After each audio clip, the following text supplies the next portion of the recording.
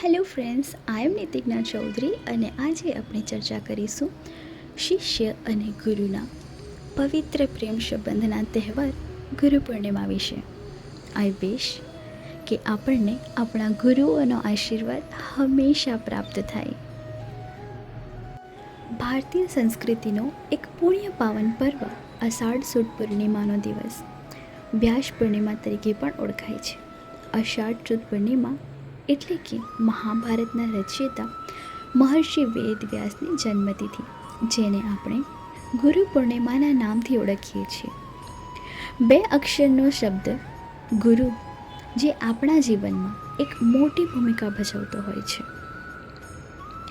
આજના યુગમાં, આજની જનરેશનમાં કે પછી આજના સમયગાળામાં હાલતા ચાલતા આપણે જીવનની સમસ્યાને દૂર કરવા માટે કોઈને પણ આપણા ગુરુ બનાવી દઈએ છીએ.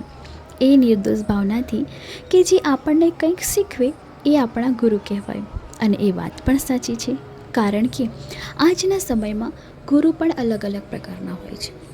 આધ્યાત્મિક ગુરુ, રાજકીય ગુરુ, શૈક્ષણિક ગુરુ, વ્યવસાયિક ગુરુ જેવા કેટલાક ભાતભાતના ગુરુઓ. પરંતુ આપણા વૈદિક સંસ્કારો તરફ આપણે પ્રકાશ પાડીએ તો ગુરુને ઈશ્વરથી પ્રથમ આંકવામાં આવે છે, જે આપણને કબીરના દોહા દ્વારા પણ સમજાવવામાં આવ્યું છે.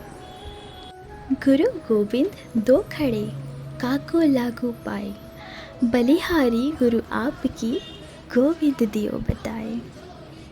ગુરુ જે ગુણી બનાવે, ગુરુ જે ગૌરવ અપાવે, ગુરુ જે ગર્વથી દૂર રાખે, ગુરુ જે જીવનના મહત્ત્વના પાસા ધર્મ, અર્થ, કામ અને મોક્ષને ધ્યાનમાં રાખીને ફક્ત અર્થોપાર્જન તરફ નહીં, પરંતુ આત્મચિંતન, આત્મવિશ્વાસ, આત્મચેતના અને આત્મકલ્યાણ તરફ પણ વાળે. આ તમામ શિક્ષા આપણને આપણા ધર્મગ્રંથ મહાભારતના જ એક ભાગ ભગવદ્ ગીતામાંથી આ જીવનરૂપી દરિયાને કઈ રીતે પાર કરવો તેની શિક્ષા પણ પ્રાપ્ત થાય છે. અને જો વાત ભારત દેશની આવે તો અંતરમાં એક ગૌરવની લાગણી ઊભી થાય છે. આજના યુગમાં પણ આપણે આપણા ધાર્મિક સંસ્કારોને સાચવીને સાથે લઈને આવનારી પેઢીઓમાં પણ ગુરુનું મહત્ત્વ જળવાઈ રહે તેવી ભાવનાથી આવા પાવન તહેવારોની ઉજવણી કરીએ છીએ, જે ભારતીયોની એક અનોખી છાપ છોડે છે. જેમના હૃદયમાં હંમેશા આ મંત્ર ગૂંજતો રહે છે: ગુરુ બ્રહ્મા ગુરુ વિષ્ણુ ગુરુદેવ મહેશ્વર, ગુરુ સાક્ષાત પરબ્રહ્મ તસ્મૈ શ્રી ગુરુવે નમઃ. Happy Guru Purnima to all of you. Thanks for watching.